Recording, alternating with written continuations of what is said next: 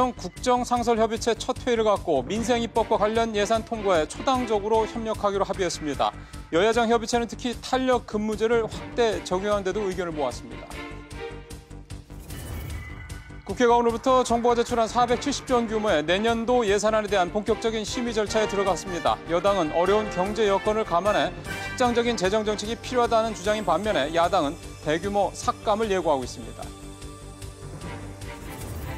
미국이 오늘부터 이란에 대한 2차 제재에 들어간 가운데 우리나라가 일본, 중국 등과 더불어 미국의 대이란 제재 면제국 가운데 하나로 선정됐습니다. 면제국 선정의 의미와 우리 경제에 미칠 영향 짚어보겠습니다.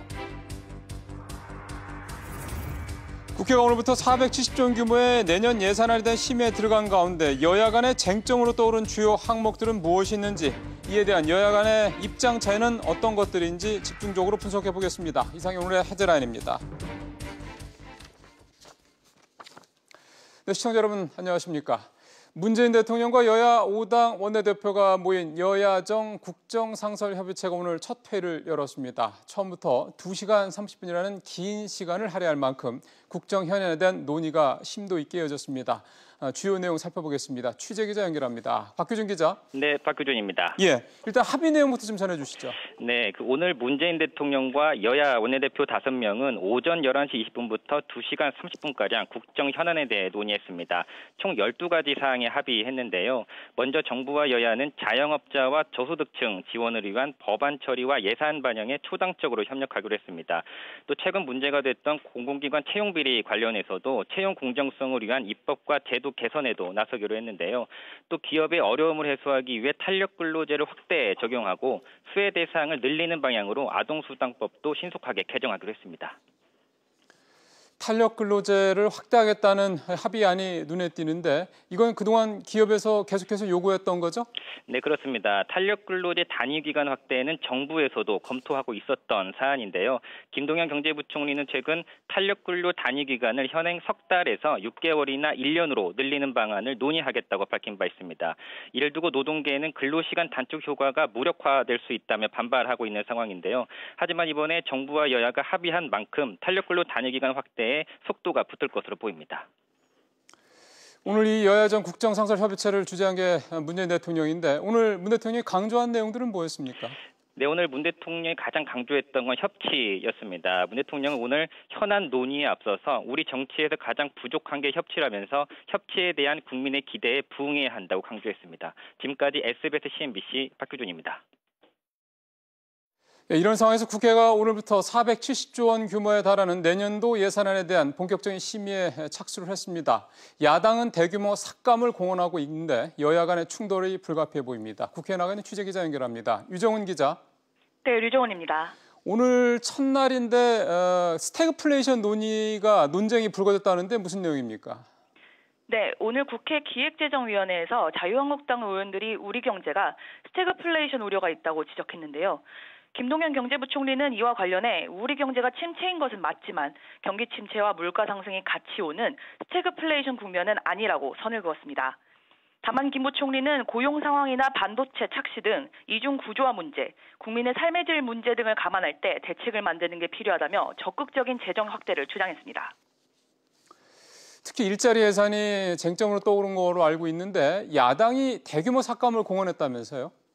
네, 야당은 일자리 남북협력기금 예산과 관련해 대대적인 삭감을 공언했습니다. 특히 야당은 23조 5천억 원에 달하는 일자리 예산 중 상당수가 단기 예산이거나 후대에 큰 부담이 되는 공무원 관련 예산이라며 이에 대한 삭감 방침을 밝혔는데요. 이에 정부와 여당은 내년 일자리 중 10조 원은 실업급여나 전직훈련 등 고용 안전성을 위해 주는 돈이라며 줄이기 힘들다는 입장입니다. 특히 김 부총리는 고용 안전성을 위한 예산은 사회적 대타협을 위해 꼭 필요한 예산이라며 심의 과정에서 삭감한다는 것에 대해 동의하기 어렵다고 강조했습니다. 지금까지 SBS CNBC 류정원입니다. 네, 미국의 중간선거가 이제 내일 앞으로 다가왔습니다. 그런데 우리 금융시장이 오늘 좋지 않았습니다. 코스피는 장중한 때 2%대까지 급락하기도 했습니다. 취재기자 연결해서 마감 상황 알아보겠습니다. 김성현 기자. 네, 김성현입니다. 오늘 우리 코스피 시장이 좀 흔들렸다면서요? 네, 그렇습니다. 코스피는 외국인과 기관이 동반으로 팔자에 나서면서 하락 마감했는데요. 오늘 코스피는 전거래일보다 19.08포인트 내린 2076.92의 거래를 마쳤습니다. 코스피는 오전 한때 2%대 하락한 2052.67로 거래되기도 했는데요. 외국인이 540억 원, 기관은 4,834억 원어치 주식을 팔아치우면서 하락세를 이끌었습니다. 특히 미중 무역 협상에 대한 불확실성이 재차 부각되면서 하락세를 부추긴 것으로 분석됩니다. 코스닥은 전거래일보다 1.29포인트 상승한 691.94의 장을 마감했는데요. 장중 1.53%까지 하락했다가 개인의 매수세가 커지면서 상승 반전에 성공했습니다. 외환 시장도 좀 알아볼까요? 환율은 어땠습니까? 네, 중국의 수입 확대 계획에 위안화 가치가 떨어지면서 원달러 환율이 상승했는데요. 서울 외환시장에서 원달러 환율은 전거래일보다 1원 90전 오른 1,123원 50전의 거래를 마쳤습니다. 원달러 환율은 전거래일보다 2원 10전 하락한 1,119원 50전의 거래를 시작했지만 장중 반등하면서 1,124원 70전까지 오르기도 했는데요. 국내 주식시장에서 외국인이 4거래일 만에 약 1,340억 원어치 순매도하면서 환율 상승에 영향을 준 것으로 분석됩니다. 지금까지 SBS CNBC 김성현입니다. 서울시가 신혼부부들에게 전세와 월세 보증금을 최대 2억 원까지 빌려주는 임차 보증금 지원 사업을 오늘부터 접수받기 시작했습니다. 대상과 이자 지원 기간이 기존보다 늘어난다고 합니다. 조슬 기자가 자세히 전해드립니다. 신혼부부 전월세 보증금 지원 제도는 5억 원 이하 주택에 최대 2억 원까지 낮은 이자로 돈을 빌려주는 사업입니다. 가장 큰 특징은 대출 이자의 일부를 보전해 줌으로써 신혼부부의 주거 부담을 덜어준다는 점입니다. 지난 5월 첫 지원을 시작으로 지난달 말까지 4천 가구 넘게 혜택을 받았습니다. 서울시가 이 사업을 확대한다고 밝혔습니다. 우선 이자 지원 기간이 기존 최장 6년이었는데 앞으로는 8년까지 늘어납니다. 기본 지원 2년에 계약 연장 시 전체 대출금의 10%를 상환하는 조건으로 4년까지, 여기에 출산이나 입양 등에 따라 자녀 1명당 2년씩 추가로 4년 더 연장이 가능해집니다. 또 신규 계약뿐만 아니라 거주 중인 주택의 계약을 연장하는 경우도 지원 대상에 새로 포함됐습니다. 이사 가기 좀 번거롭고 이제 기존에 살고 있는 주택에서 이제 연장 계약을 사시기를 원하는 경우가 많은데 그게 이제 대상에 빠져 있었기 때문에 서울시와 은행이 각각 실시했던 연소득 확인 절차도 은행 대출 심사 때 최종 확인하는 걸로 일원화됐습니다. 신청은 혼인 신고일로부터 5년 이내거나 6개월 이내 결혼 예정인 신혼부부로 부부 합산 연소득이 8천만 원을 넘지 않으면 가능합니다. SBS CNBC 조슬기입니다. 올 들어서 중소 제조업체들의 생산이 큰 폭으로 감소한 것으로 나타났습니다. 통계청이 지난 1월부터 9월까지 중소기업의 제조업 생산이 1년 전보다 4.3% 줄어서 금융위기 이후 가장 크게 감소했다고 밝혔습니다. 자동차와 조선업 불황 때문에 관련 부품 업체들이 타격을 입었다는 분석입니다. 부동산 허위 매물 신고가 지난달보다 크게 줄어든 것으로 나타났습니다. 한국인터넷자율정책기구에 따르면 지난달 부동산 허위 매물 신고 건수는 8,900여 건으로 2만 건을 넘었던 9월에 비해서 절반 이하로 줄었습니다. 정부가 2차 경제자유구역 기본계획을 발표했습니다. 2차 계획은 4차 산업혁명에 맞춰서 지역별로 바이오 헬스, 스마트 시티 등을 육성하는 데 중점을 뒀는데 이번 계획을 통해 국내 기업 투자 80조 원을 유치하고 일자리 27만 개를 창출하는 것을 목표로 하고 있습니다. 올 들어서 우유값이 계속 오르고 있는 가운데 이들로부터 우유를 납품받는 파리바게트도 가격 인상에 동참했습니다. 파리바게트는 어제부터 흰우유를 포함한 우유 제품 8종의 가격을 일제히 10% 올렸습니다. 수협이 오늘 옛 노량진 시장 전역에 단전 단수조치를 취했습니다. 수협은 지난달 30일 공고문과 내용 증명을 통해 철거 예정인 시장 안에서 여전히 불법 영업 중인 상인들에게 이 같은 단전 단수조치를 사전 고지했다고 밝혔습니다. 미국의 이란산 원유 수입 금지 등 제재가 시작된 가운데 블룸버그 등 외신 등이 우리나라를 포함한 8개국에 대해서 6개월 한시적으로 이란산 원유를 계속 수입할 수 있도록 미 정부가 제재 예외를 인정했다고 보도했습니다.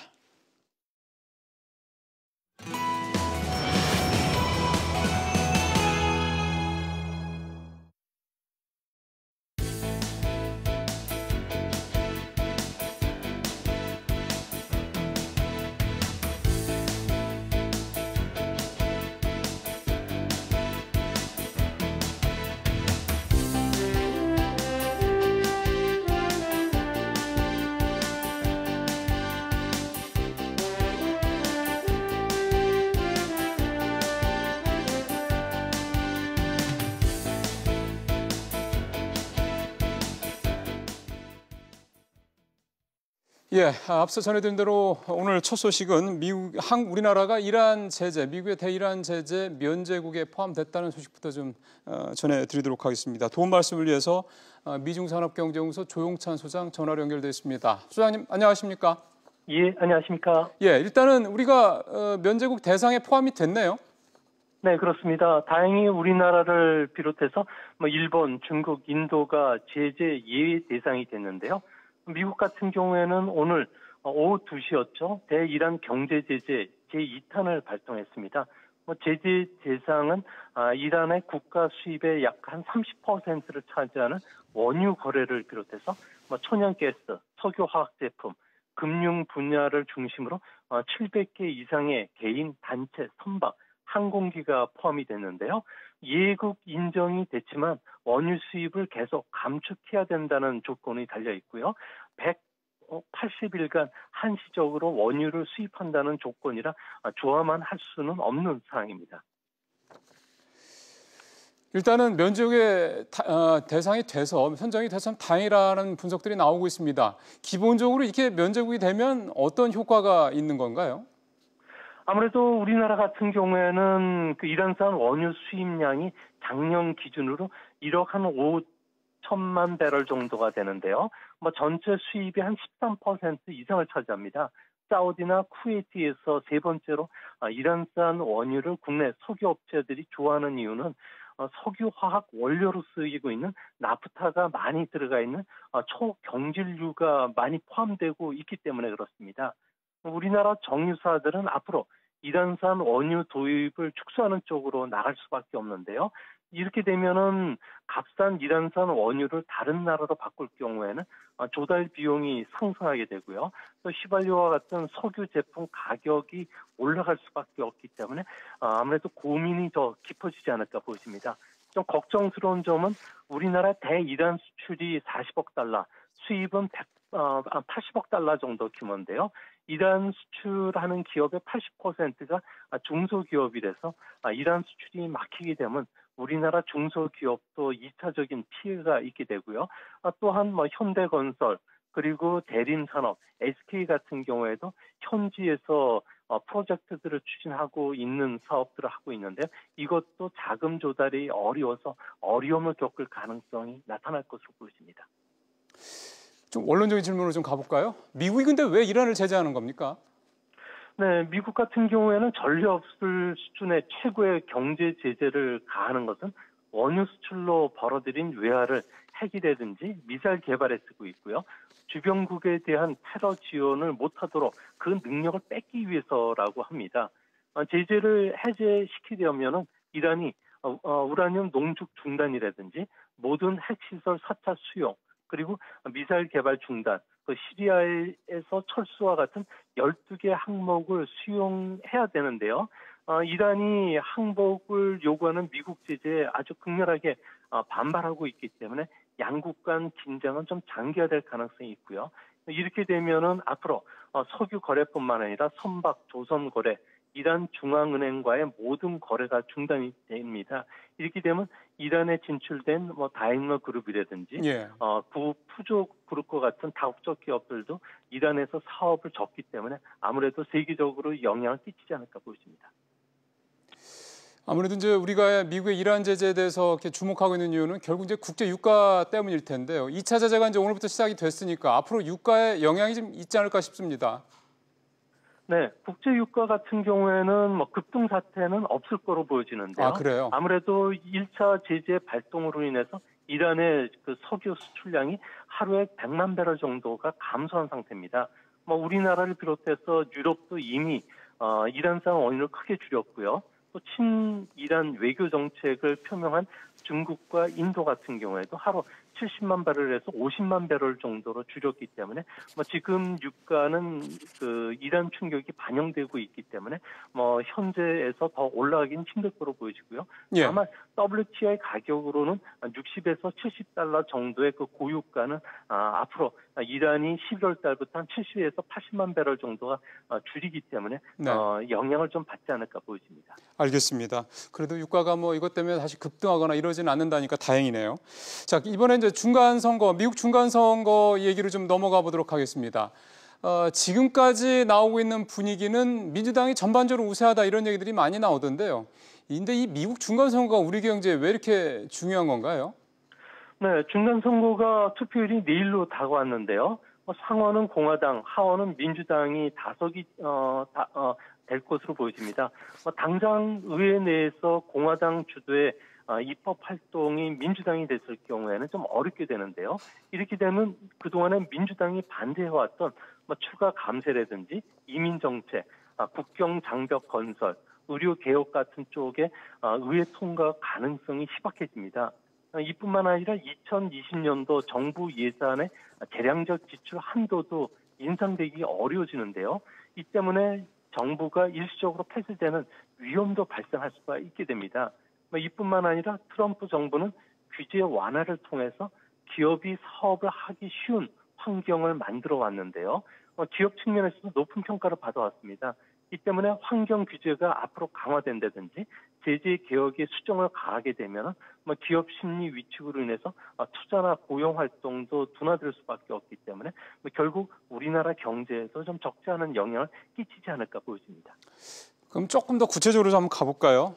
지금 말씀하신 대로라면 상원은 공화당, 하원은 민주당이 우세할 거라고 좀 우세하지 않겠냐라고 좀 전망을 말씀해 주셨는데 민주당이 이제 하원을 장악하게 되면 이게 특히 통상이나 이런 쪽에서 우리한테 미칠 영향은 어떻게 좀 이해를 하면 될까요?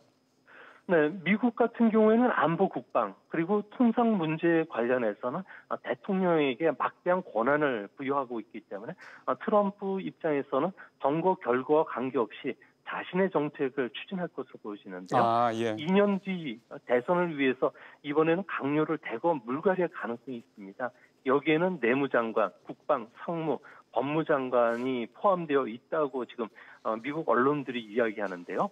트럼프 입장에서는 가장 강력한 팀을 원하고 있기 때문에 중국과 관련된 정책은 더 강경해지는 매파적 색깔을 드러낼 것으로 보여집니다. 이 때문에 G20 정상회담에서 중국 시진핑 국가 주석이 두 손을 들고 나오지 않는다면 중국에 대해서 나머지 수입품에 대한 수입 관세 부과 그리고 자동차에 대해서 수입 관세를 부과할 것으로 보여지는데요. 이렇게 되면은 아무래도 미국 같은 경우에는 동맹국인 우리나라에 대해서 중국 억제라든지 봉쇄 전략에 더 적극적으로 동참하라고 요구하지 않을까 걱정이 됩니다. 지금까지 이제 저희가 통상이나 이런 쪽으로 해서 이제 경제적인 측면의 영향을 살펴봤는데 사실은 우리가 미국 중간선거 결과에 또 관심을 갖는 이유 중에 하나가 최근에 좀 개선되고 있는 남북 관계에 혹시 영향을 끼치지 않을까라는 점이 또 하나 있을 것 같습니다. 이 부분은 어떻게 예상을 하십니까?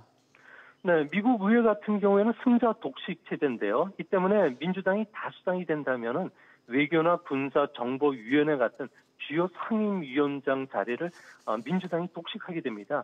트럼프의 대북 정책 추진에도 제동이 걸릴 것으로 보여지는데요. 민주당 같은 경우에는 공화당과 달리 대북 제재 그리고 향후 비핵화와 관련해서는 상당한 각을 드러내고 있습니다. 구체적으로 인권 문제 개선 없이 북한의 움직임을 방치할 수 없다는 쪽이고 또 트럼프 행정부에 상당히 비판적이기 때문에 그런데요. 큰 표 차이로 민주당이 다수당이 된다면 아무래도 미국의 대북 전략에도 수정이 불가피하게 되고요. 또 북한의 김정은 위원장의 서울 답방에도 차질이 빚어지지 않을까 걱정이 되는 부분이 이 부분입니다. 알겠습니다. 수장님 오늘 말씀 잘 들었습니다. 예, 감사합니다. 예, 지금 두 가지 주제, 그러니까 이 미국의 대이란 제재가 오늘부터 2차 제재가 시작됐는데 그게 우리나라가 면제국에 포함됐다는 거에 우리 경제에 미칠 영향, 효과하고 미국의 중간선거 이제 내일부터 시작이 되는데요. 현재 분위기는 민주당이 우세하다. 그게 우리한테 미칠 영향, 대북 관계도 조금 브레이크가 걸릴 수 있다라는 그런 전망까지 지금 말씀을 좀 해주셨습니다. 자, 계속해서 이번에는 다음 이슈로 좀 넘어가겠습니다. 국내 제약회사죠. 유한양행이 다국적 제약사인 얀센 바이오테크에 우리 돈으로 1조 4천억 원의 신약 기술을 수출하는 그런 성공을 좀 거뒀습니다. 이게 뭘 의미하는 건지 좀 자세히 좀 전문가한테 좀 들어보는 시간 준비했습니다. 도움 말씀을 위해서 한국제약바이오협회 이재국 상무이사가 전화로 연결이 되어 있습니다. 상무님 안녕하십니까? 예, 안녕하십니까? 아무래도 이제 이렇게 큰 규모의 또 기술 수출을 한 거에 대해서 많은 우리 국민들께서 좀 주목하시고 궁금해하시고 또 기뻐하실 것 같은데 일단 이 신약 기술이 어떤 그 병에 대한 기술인가요? 예, 이번에 유한양행이 그 다국적 제약사인 얀센의 기술 수출하는 기술은 레이저 티닙이라고 하는 배암 그 표적항암제 개발 기술입니다. 기존에 그 암세포만을 공격해서 치료하는 그 표적항암제가 있는데 이 표적항암제에 내성이 생겨서 더 이상 그 약의 효과가 되지 않는 그런 환자들한테 이 레이저 티닙의 어떤 기술을 갖다가 투여했을 때 효과를 기대할 수 있다. 그래서 차세대 항암제 기술로 1, 2, 3 이상에서 경쟁력이 있는 약효와 안전성이 확인이 되었습니다.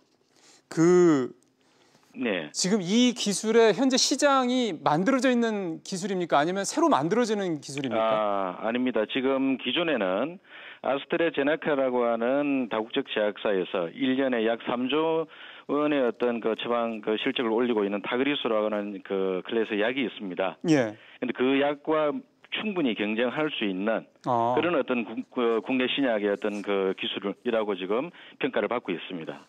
이 약이 글로벌하게는 지금만 보더라도 기존에 한 3조 원 정도 이미 시장이 있는 그런 쪽이다. 전체 시장을 봤을 때는 훨씬 더 많은 시장이 있는데 그중에서 가장 많은 어떤 포션을 차지하는 것이 아까 말씀드린 대로 네. 3조 원의 어떤 그 타그리소가 있고 또 기타 시장이 있고 이미 그 수조 원대의 시장이 형성돼 있는 것이죠. 그러니까 일단 뭐 최종적으로 완성품이 나오기만 하면 돈을 많이 벌 수 있는 그런 신약이면 분명한 거군요. 예, 맞습니다. 이번에 수출 규모가 좀 1조 4천억이라고 했거든요. 예, 그러면은 유한양이 이 돈을 이제 한꺼번에 이렇게 받는 건가요? 그건 아닙니다.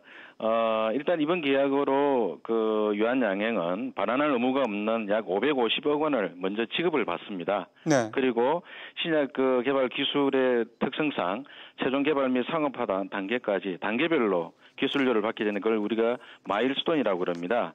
그 마일스톤을 갖다가 총 합쳐서 최대 약 한 1조 3,250억 원 정도 그 정도를 받을 수가 있다. 그리고 나중에 최종적으로 상업화 단계에 진입을 하게 되면은 총 그 12억 5,500만 달러, 즉 1조 한 3,805억 원 정도가 되는데요.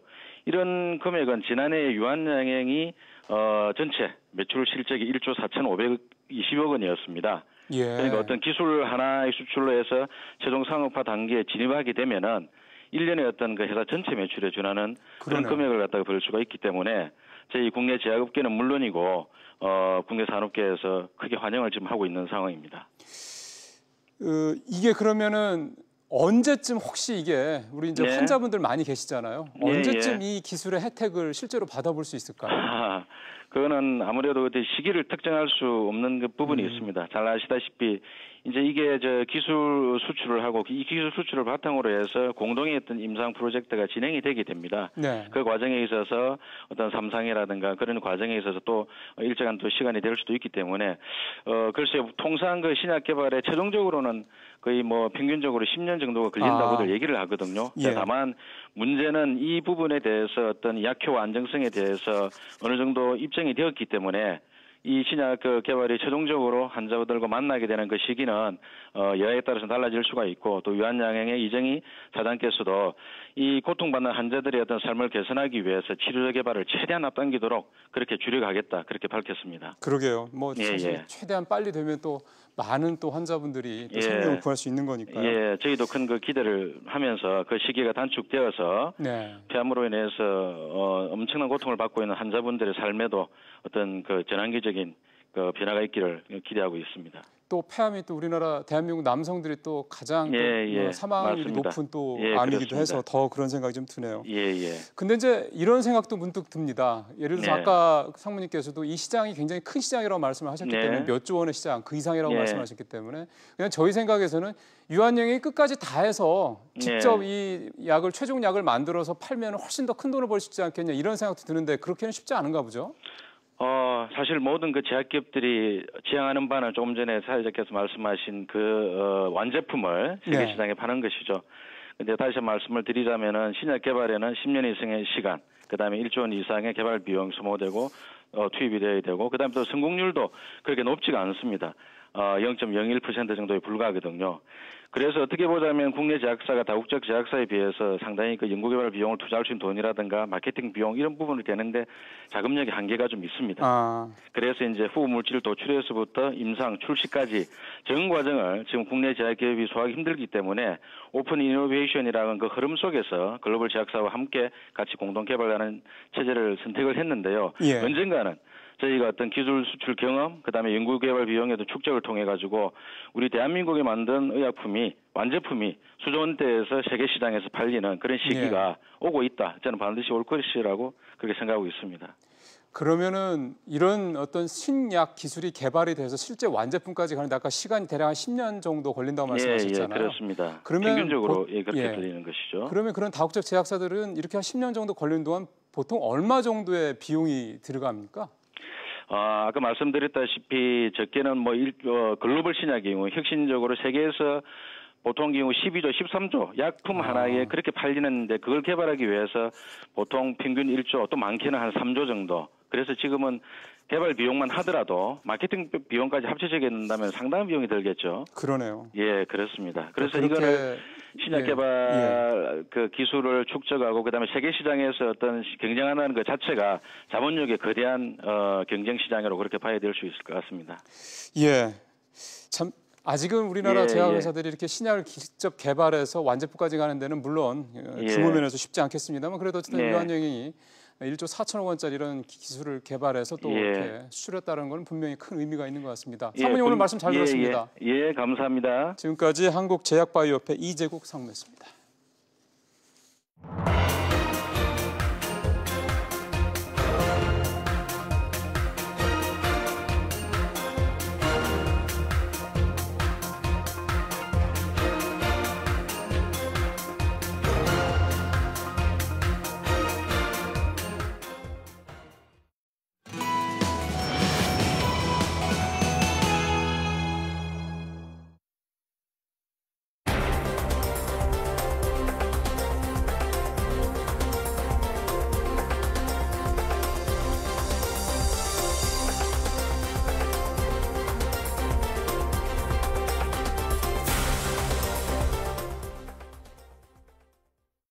예, 오늘 집중분석에서는 내년도 예산안 얘기를 본격적으로 좀 해보겠습니다. 이제 사실 오늘부터 시작인데요. 아직 뭐 갈 길이 멀긴 합니다만은 그래도 오늘 그 모두의 그러니까 예산안 본격 심의 첫날 오늘 앞서 전해드린 대로 대통령 주재 여야정 국정 상설 협의체가 첫 회의를 갖고 또 12개에 달하는 또 합의안을 또 만들어냈습니다.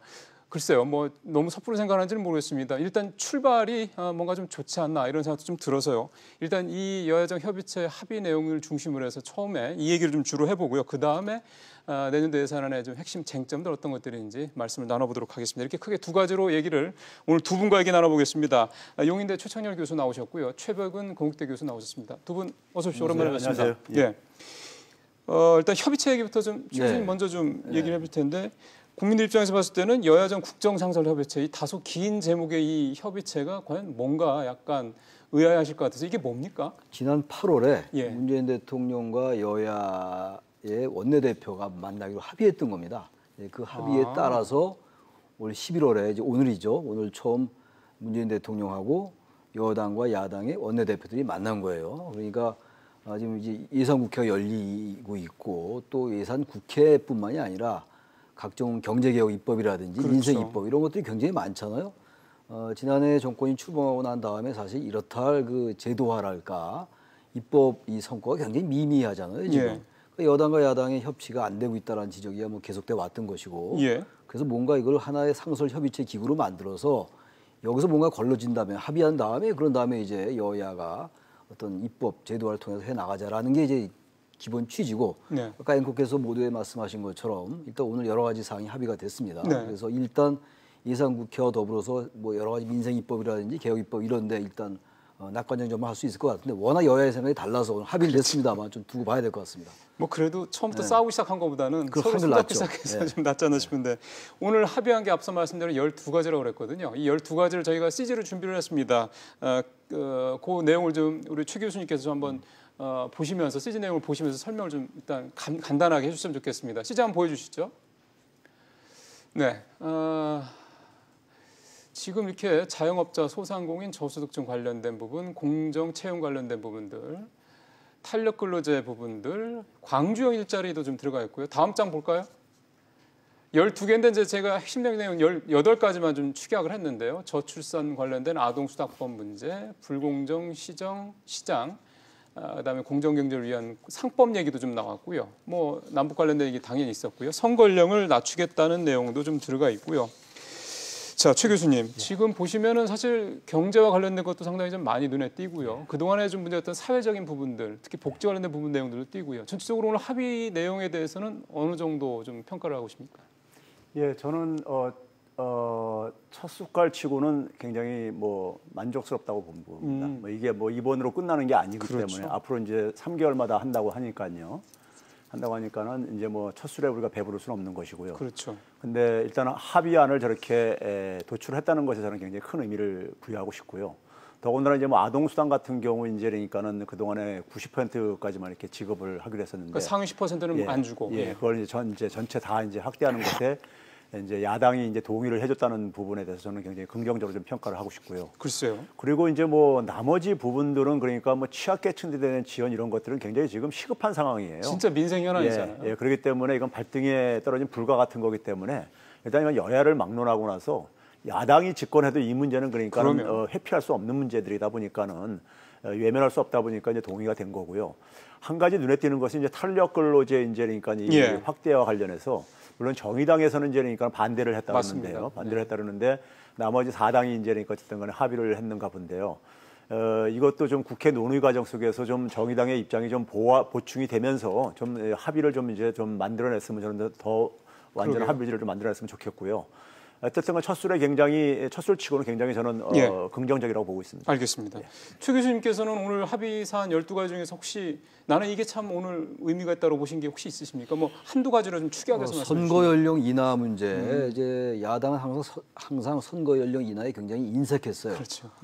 근데 오늘 이제 일단 선거 연령은 현재는 19세잖아요. 예. 18세로 인하하겠다라는 거기에 합의한 건 굉장히 의미가 있는 것 같아요.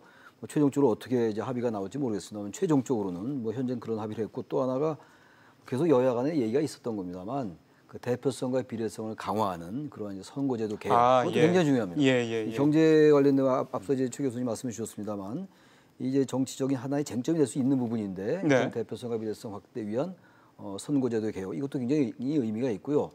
또 하나가 있다면 오늘 빠진 것도 또 있어요. 어떤 것들이죠? 여야 정상설협의체임에도 불구하고 굉장히 중요한 쟁점이 빠진 게 판문점 선언 동의에 대한 기준 동의가 일단 여야가 좀 빠진 것 같아요. 이건 일부러 이제 좀 첫날부터 이걸 가지고 하면 굉장히 이제 쟁점 때문에 부딪힐 것 같아서 일부러 제외한 것 같거든요. 이것도 굉장히 들어가지 않은 걸로 주목할 필요가 있고 또 특별재판부 문제도 여야가 굉장히 지금 쟁점이 돼 있는데 이 특별재판부에 관련된 것도 합의사항에 빠져 있습니다. 이것도 굉장히 주목할 만한 거라고 생각을 합니다. 어쩌면 상대적으로 그런 것들이 예민하고 서로 민감한 상황이기 때문에 말씀하신 대로 처음부터 처음 넣어가지고 이제 처음부터 싸움이 나지 않게 하려고 했던 것 같아요. 결과적으로 합의안을 내려는데 굉장히 신경을 많이 썼군요. 예, 근데 저는 뭐 이게 쟁점이 아니면서도 좀 시급한 과제인데 좀 빠진 게 좀 하나 저는 교수님 보시는 건 어떤 게 있습니까? 이제 그 문재인 대통령이 이제 시정연설에서 최근의 고용 상황 악화를 작년하고 진단이 달라진 것 중 하나가요.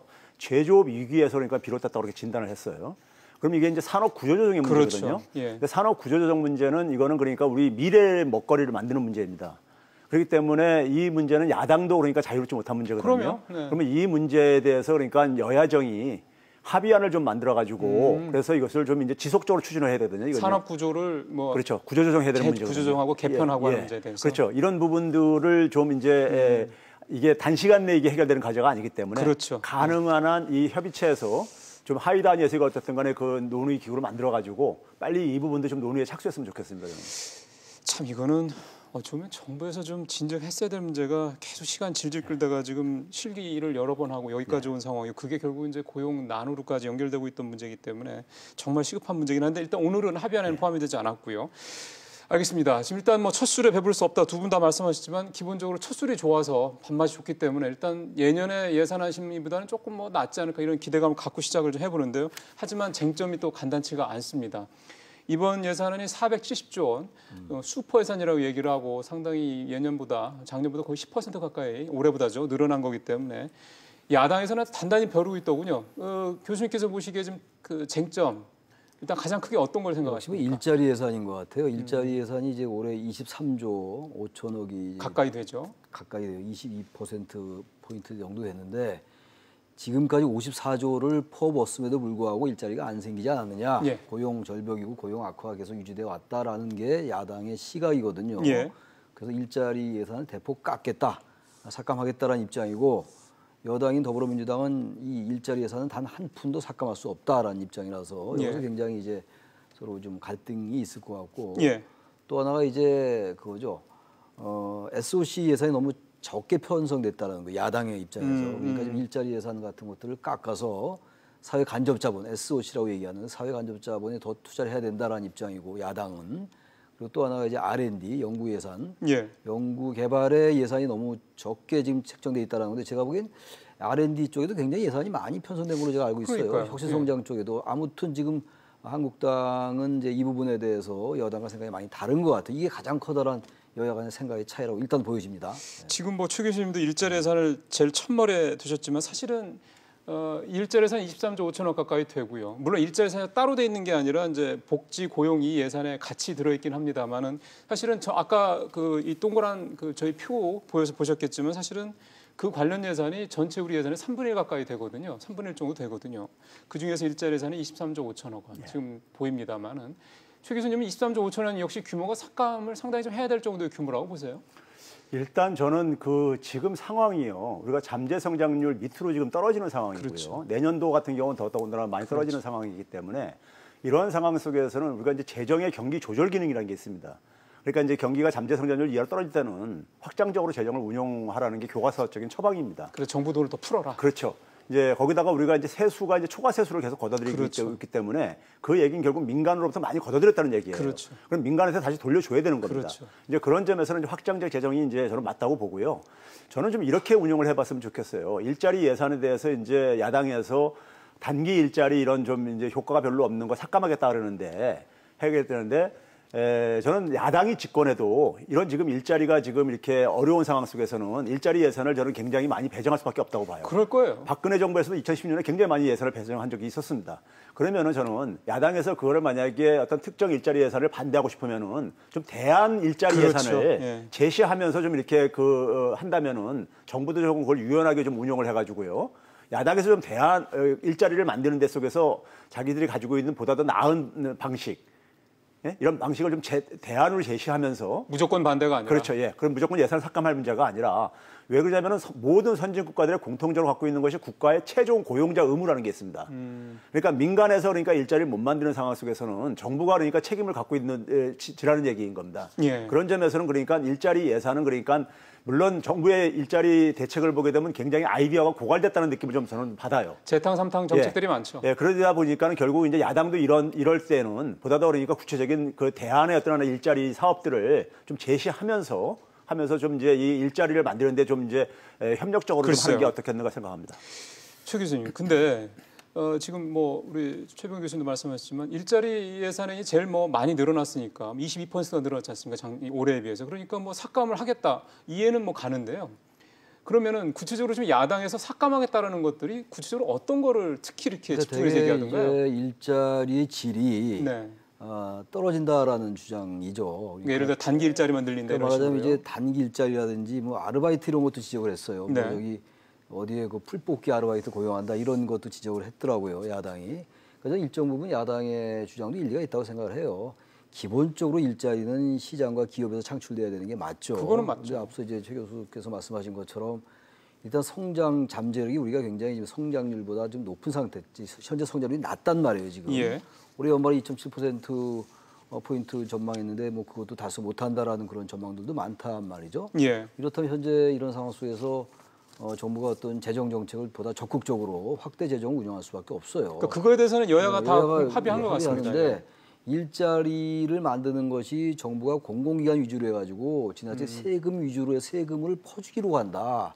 그렇다면 이것이 구조적으로 일자리가 전체적으로 늘어나는 게 아니다. 일정 기간이 지나면 다시 일자리는 지표상으로 악화되는 것으로 나타날 수밖에 없다는 주장이거든요. 그러니까 예. 이런 부분들도 일리가 있습니다만 당장 지금 기업에서 투자가 안 되고 있고 소비도 살아나지 않고 있고 생산도 어렵고 이런 상황이기 때문에 일단 전반적인 확장 재정에 대해서 동의를 좀 하면서 그러면서 앞서 말씀이 나왔습니다만 보다 양질의 일자리를 어떻게 창출해 나갈 것이냐의 문제 그리고 구조 조정의 문제 이런 것들도 같이 얘기해야 될 것 같습니다. 근데 사실은 정부 예산이 내년에 제일 많이 들어가는 고용 관련 예산 중에서 일자리 안정자금 지원 같은 그런 것들이 상당히 좀 많이 늘어나거든요. 뭐 작년에 그러니까 올해에 비해서 거의 2배 정도 늘어나고 이렇게 하는 건데 지금 문제는 그렇게 해서 그 분야에 예산을 많이 투입하는 거는 알겠는데 그 일자리 안정 지원 자금이라든가 청년 내일 배움 문제라든가 이런 부분들의 이 예산들이 올해 별로 효과를 못 봤어요. 그래서 내년에 계속 그쪽에다가 일자리 예산을 많이 늘린다고 해도 과연 올해보다 효과가 훨씬 더 많이 나올 것이냐에 대한 거는 사실은 조금 정부가 뭔가 아직까지는 보여준 게 없단 말입니다. 저는 그 부분이 정확한 지적이라고 보는데요. 가장 아픈 부분일 겁니다. 아마 정부로서는요. 그러니까 이제 자원은 그러니까 확보할 수 있는데 일자리 자원을 확보할 수 있는데 그거 가지고 효과를 얼마나 볼 수 있느냐 이 문제에 대해서는 제가 앞에서도 얘기했듯이 정부가 굉장히 아이디어가 고갈된 것 같다는 저는 이렇게 느낌을 받은 게 그리고 너무 그냥 아주 급조해서 만드는 느낌도 좀 받았고요. 그러니까요. 예, 그런 점에서는 이제 그 효과는 우리가 가끔가다 보게 되면은 추경 예산도 만들어 놓고선 다 집행도 못하는 경우도 이제 우리가 보듯이 이제 그런 점에서는 이 제대로 이제 일자리 예산의 효과를 사실 충분히 보기는 힘들 거라고 봅니다. 그런 점에서는 이제 국회에서 이제 꼼꼼히 이제 따져볼 필요는 있다고 생각합니다. 그 사실은 예산이 많이 배정이 돼도 중요한 거는 그 예산이 적재적소에 얼마나 효율적으로 집행이 되느냐가 더 중요한 거 아니겠습니까? 근데 지금까지 사례를 보면은 그렇지는 않은 것 같아요. 야당의 공격 포인트도 거기에 조금 더 집중되어 있는 것 같고요. 적재적소도 중요하고 예산을 집행하는 시기도 중요한 것 같습니다. 그렇죠. 그러니까 굉장히 필요할 때 그럴 때 예산을 적극적으로 운영하는 것하고 예산이 어떤 시기가 일정한 시기가 지난 다음에 그것이 집행되면 효과가 떨어질 수밖에 없죠. 또 하나 문제가 지금 우리 산업 문제도 그렇고 경제가 침체되어 있는 게 굉장히 구조적인 문제란 말이에요. 그러니까 정부로서 당연히 확장 재정을 하는 게 맞는데 그것만 가지고 과연 경제가 살아나겠느냐라는 것에 대해서 뭐 경제 전문가들이 다 동의를 하고 있는 부분들이란 말이죠. 그러니까 아무튼 간에 이 일자리 예산이 적재적소에 운영이 되고 제때 또 집행이 되고 그리고 이게 구조적으로 뭔가 산업에 있어서 양질의 일자리를 창출할 수 있게끔 되어야 되는데 그게 단지 일자리 예산이 많다는 것만으로 되기는 어렵겠죠. 그렇다고 해서 일자리 예산을 작년보다 늘리지 않을 수도 없는 상황입니다. 바로 그런 점이 정부의 고민도 한데 아무튼 기본적으로 일자리 23조 된 거를 적재적소에 사용해야 될 것 같습니다. 그러니까요. 저는 한 가지만 더 추가하면요. 정부가 일자리 대책 중에서 가장 확실하게 효과를 볼 수 있는 부분은요.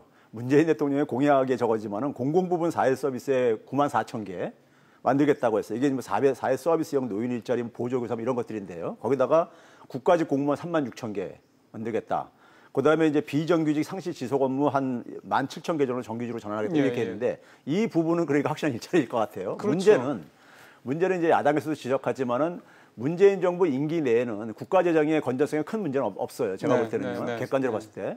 근데 문제는 뭐냐면 이 공무원 늘리는 것은 지속적으로 이제 어쨌든 간에 예산을 잡아먹을 수밖에 없는, 재정을 잡아먹을 수밖에 없는 부분인데 이 문제는 결국 문재인 정부가 추진하는 혁신 성장의 성과가 지금 뭐냐면 우리 경제의 잠재 성장률을 얼마나 높이냐에 따라서 그게 추후 이제니까는 재정 재원을 확보할 수 있는 하나의 근간이 되기 때문에요.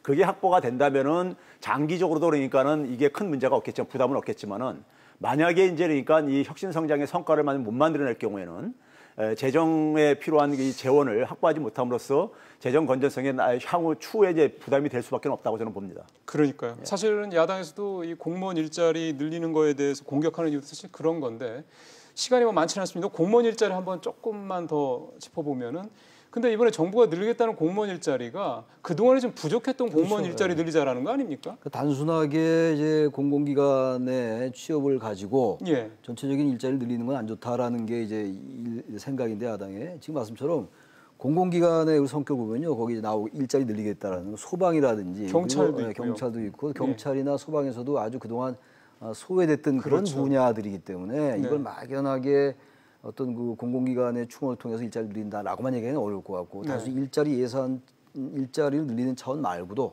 국민들에 대해서 그동안 서비스가 덜 된 부분들 상대적으로 다른 영역에 비해서 공공기관 영역 중에서 공공 영역 중에서 상대적으로 덜 지원됐던 것 그런 것들을 늘리는 것이기 때문에 그런 것도 늘려서 국민에 대한 서비스도 강화하고 전반적인 일자리도 늘리는 거라서 아주 일반 이론으로 재정 부담까지만 얘기할 건 아닌 것 같아요. 그러니까요. 다른 여러 가지 예산을 같이 고려하면서 얘기를 해야 되지 않느냐라고 생각을 합니다. 예. 제가 한 가지만 더 봐야 되면요. 교수님. 이 부분이 저도 이제 100% 동감합니다. 다 필요한 분야들이에요. 되게 보게 되면요. 필요한 분야고 삶의 질을 개선시킬 수 있는 분야들인데 문제는 그럼에도 불구하고 어쨌든 간에 재정 지출은 이 부분을 증가로 인해서 이제 증가할 거라 이거죠. 그러면 결국은 우리가 추가 세입을 확보를 하는 방안이 병행이 돼야 된다 이거죠. 그건 결국 뭐냐면 조세 체계를 조금 더 그러니까 개혁을 하든지 그래서 세금을 더 걷든지 증세하자는 말씀이신 거죠? 그렇죠. 만약에 그러니까 우리가 그래서 경제가 성장을 해가지고 자연스럽게 그러니까 세금이 더 많이 거치든지 아니면 증세를 하든지 두 가지 방법뿐이 없습니다. 그러니까 결국은요. 근데 지금도 세수가 추가 세수가 이렇게 20조가 넘는데 증세하자고 그러면 국민들이 지지하게 할까요? 그러니까 결국은 이제 이 부분은 결국 국민들에게 얼마나 그러니까 자신들이 정부가 지출을 늘리는 거에 대해서 늘리는 걸로 인해서 혜택을 보고 있느냐가 체감이 돼야지만 그렇죠. 국민들이 예. 이제 동의를 할 수 있을 것입니다. 예. 그렇죠. 증세라는 거에 대해서 그 증세분이 나한테 일정한 수혜가 있다라고 생각하면은 세금을 더 내는 부분에 대해서 세금이 갑자기 몇백만 원 더 내는 건 아니기 때문에 공감을 국민들이 하시겠지만 그동안에 우리가 국민들께서 세금에 대해서 예민하고 별로 안 좋아하시는 가장 큰 이유는 내가 낸 세금이 과연 나한테 제대로 오느냐라는 부분에 대한 별로 이제 신뢰를 안 하는 부분 때문이었다는 생각이 좀 많은 분들이 하시기 때문에 지금 우리 최백운 교수님 말씀하셨던 것처럼 뭐 정말 필요하면 증세도 해야 되는 거지만 과연 지금이 이제 그런 부분에서 정부가 국민들의 신뢰를 갖고 있냐 이 부분은 엄밀하게 한번 처음부터 짚어봐야 될 문제인 것 같습니다. 일단 시작입니다. 예산안 문제는 저희도 앞으로 꾸준히 계속해서 예산 문제를 집중적으로 좀 하나하나 좀 살펴보는 시간 계속해서 가져가도록 하겠습니다. 오늘 두 분 말씀 잘 들었습니다. 고맙습니다. 감사합니다.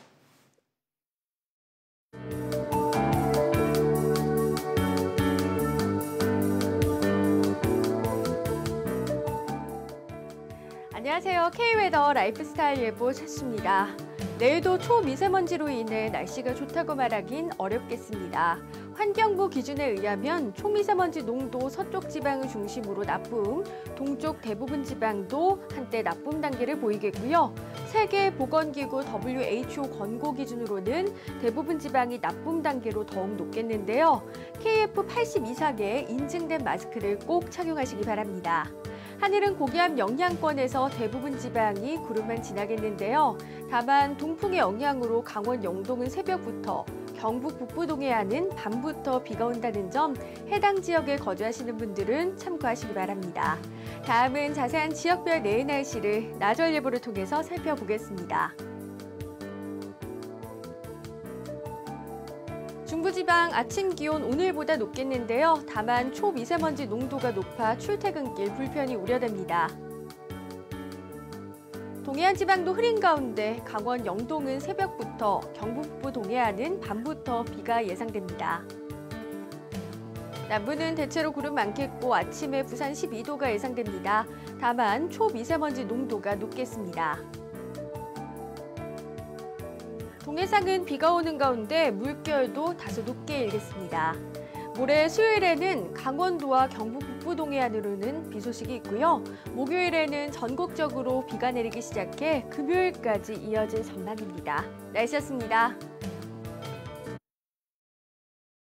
예, 내일부터 저희 비지플러스가 3일 동안 그러니까 화요일, 수요일, 목요일 3일 동안 이 시간에 미국 중간선거와 관련된 좀 집중적인 그런 기획을 준비를 했습니다. 일단 뭐 내일이야 결과가 나오지 않았으니까 전망 위주로 가겠고요. 모레 결과가 어느 정도 나오고 그다음에 글피까지 미국 중간선거가 우리 경제에 미치는 영향들을 좀 다각도로 다양한 분야의 전문가들과 함께 집중적으로 살펴보는 시간을 집중적으로 준비를 했습니다. 많은 시청 바라겠습니다. 오늘 여기서 마치겠습니다. 고맙습니다.